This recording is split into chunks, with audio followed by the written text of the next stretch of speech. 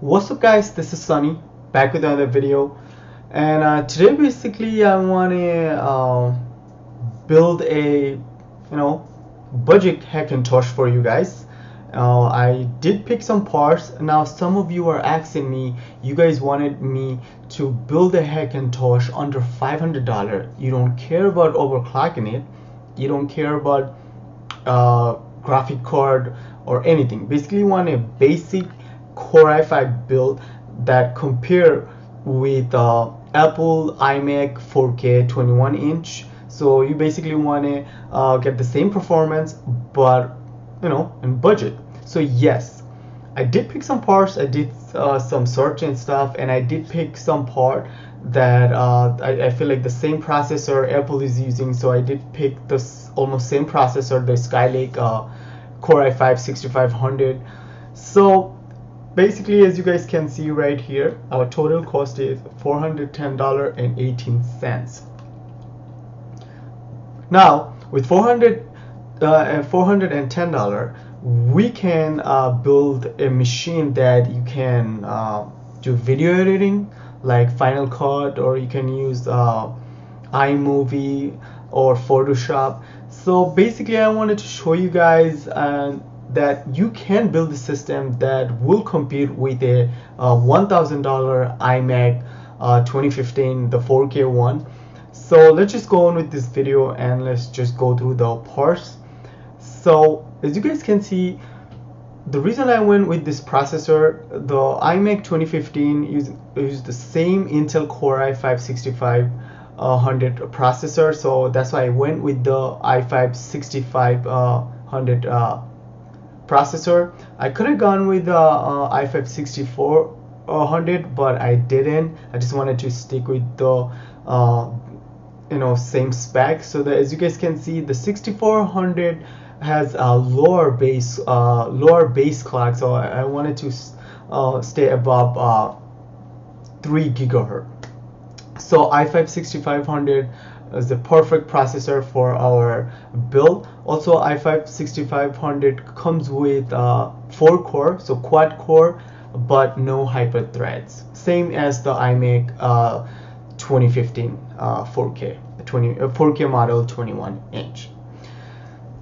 Also, I didn't pick a CPU cooler because we don't need a CPU cooler because we are not planning on overclocking the CPU. So basically we can use the stock CPU cooler that comes with i5 6500. So that's why we don't have to worry about getting aftermarket cooler. As you guys can see, then the motherboard. So the motherboard, I went with Gigabyte H110M-A motherboard. It's a great budget motherboard for starter if you're planning on building a Hackintosh. Let's just click and okay. So as you guys can see, if we go through the spec, let's just jump on the pic real quick. So as you guys can see, it does come with USB 3.0. Should be somewhere right here. So you guys can, it does come with USB 3.0. There are a lot of other budget motherboard doesn't come with USB 3.0, and nowadays most of the case comes with USB 3.0. So that's the reason I went with this motherboard, because it does come with USB 3.0. And also the motherboard does come with PCI Express 16X.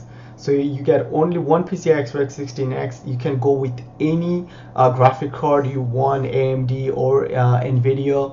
Like you can go with GTX 1060, 1070, and you could use the full potential of that graphic cards. So that's the reason I went with this card. And also this motherboard comes with I believe 2 USB 3 and 4 USB 2. Okay, and also it does come with PS2. You can see the picture, but nowadays no one really used the PS2, so it doesn't really matter. So that's the reason I went with this motherboard. This motherboard fit perfect with our budget, and that's the cheapest motherboard in PC part picker for $53.88. Also, the reason I went with 6500 because as you guys can see, you can pick up from PC Part Picker. If you search from Outlet PC, you can get one for $197, and I think from Newegg it will cost you around like $200. So the $197 it fit perfect with our budget. With the motherboard, we picked the Gigabyte H110M-A, as you guys can see, for $53.88. Now, as you guys can see, the RAMs I picked, the Crucial 8 gig, so two 4 gig stick, DDR4 2133 megahertz. I do like the Crucial brand. I did use Crucial RAMs and the SSD in the past, and really reliable. So that's the reason I went with the Crucial DDR4 RAMs. I don't know, maybe you can overclock these RAMs. Maybe you can overclock these RAMs, but you need a Z170 motherboard in order for you to overclock. But there's no need to overclock. With RAM overclock, you're not going to see a huge performance increase. So yeah, you don't really need to worry. The 2133 megahertz perfectly fine, don't worry.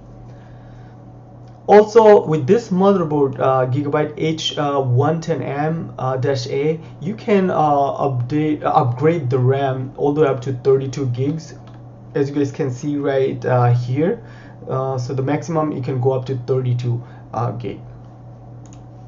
All right, now the SSD, I went with SanDisk SSD plus 120 gig.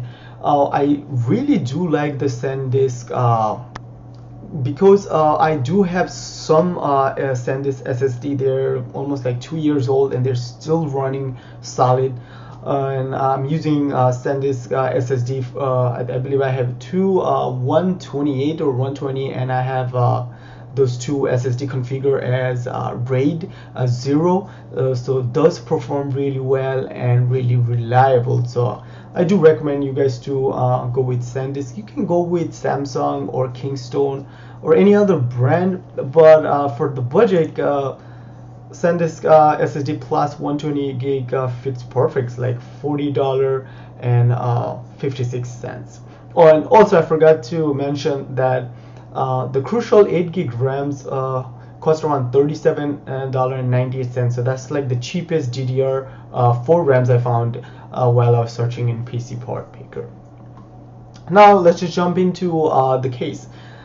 So the reason I went with NZXT Source 210, the black color case, I think they do make black or white. You can pick up either one.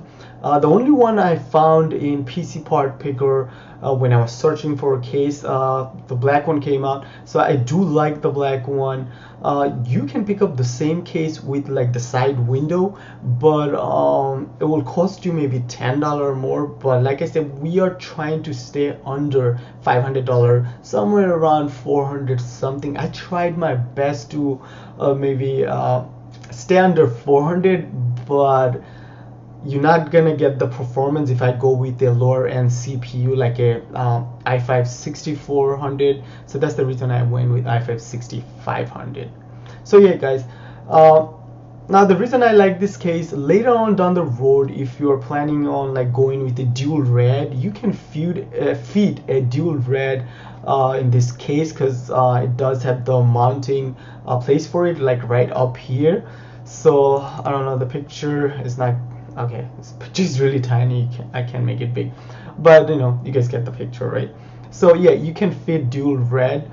So I feel like for the money, NZXT Source 210 is a great case, and it fit perfect with our budget for $39. As you guys can see, you can pick it up from Outlet PC, Supervis, or NCIX. So yeah.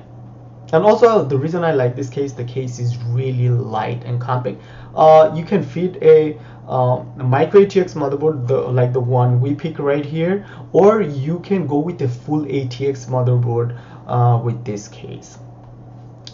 Now let's just jump into the power supply. So the reason I went with the Corsair CXM 550 watt 80 plus bronze certified semi-modular ATX power supply, again fit perfect with our budget. Later on, if we plan on adding a graphics card, this power supply is perfectly fine, and we can go with GTX 1060, 1070, even up to maybe 1080 with this power supply.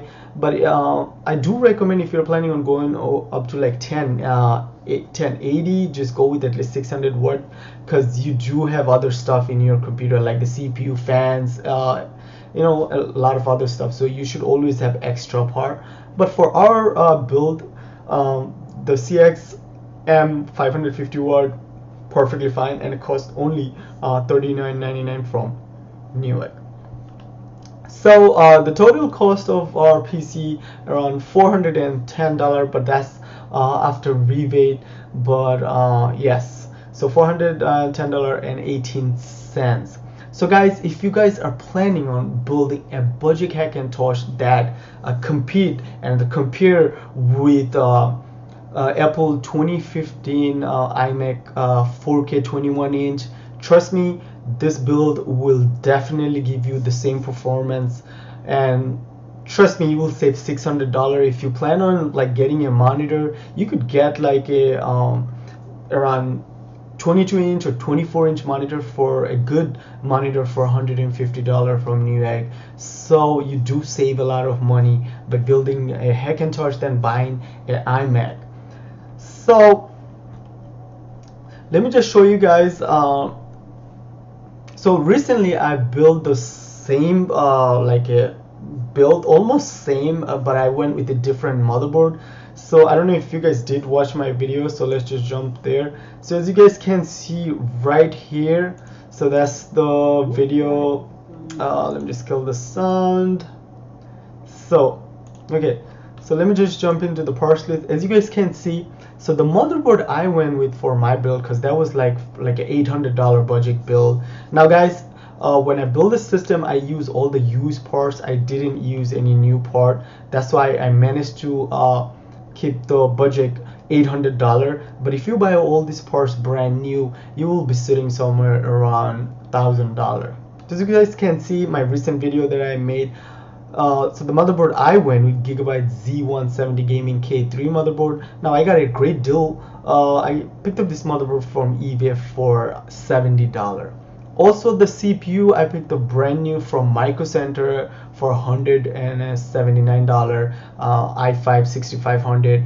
And as you guys can see, the CPU cooler I went with Cooler Master Hyper T4. Now I didn't really needed a CPU cooler, but I just went with it anyway just for the look. You don't have to. You can just go with the stock Skylake, the CPU cooler that comes in the box. So I just did it for the look. Also the RAMs, as you guys can see, I went with Jill Evo Potenza 8GB RAM 2133 MHz, and also the SSD I went with Intel 540S 128GB. The reason I went with the Intel SSD because I already had the SSD laying around. That's the reason I went with that SSD. But if I do had to buy a SSD, I'll definitely would have gone with SanDisk 128GB. So the graphic card, I picked up this graphic card EVGA GeForce GTX 1070 from Craigslist. I got a really good deal for $350.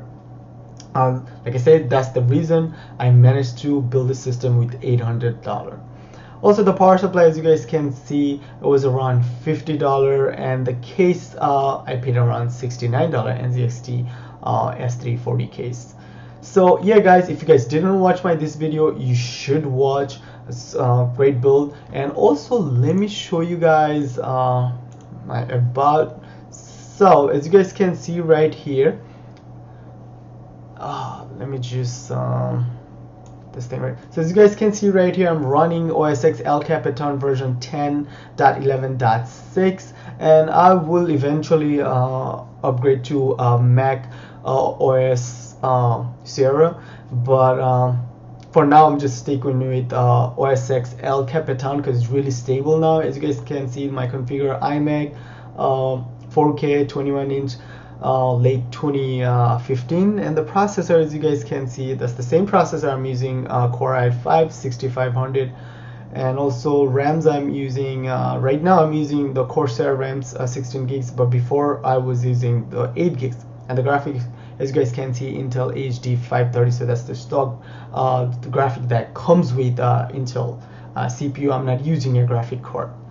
So yeah guys, let me know what you guys think. If you guys have any other question, leave in the comment below, and I hope this video will help you guys. If you guys are planning on building a Hackintosh, you can easily turn this Hackintosh to a gaming PC also if you just add a graphic card, and you can dual boot Hackintosh and Windows, and you'll definitely enjoy this PC, not just Hackintosh side but the gaming side also. So that should be it guys. If you guys have any other question, don't forget to leave in the comment below, and don't forget to give me a big thumbs up and subscribe for upcoming cool build, I guess. Peace guys.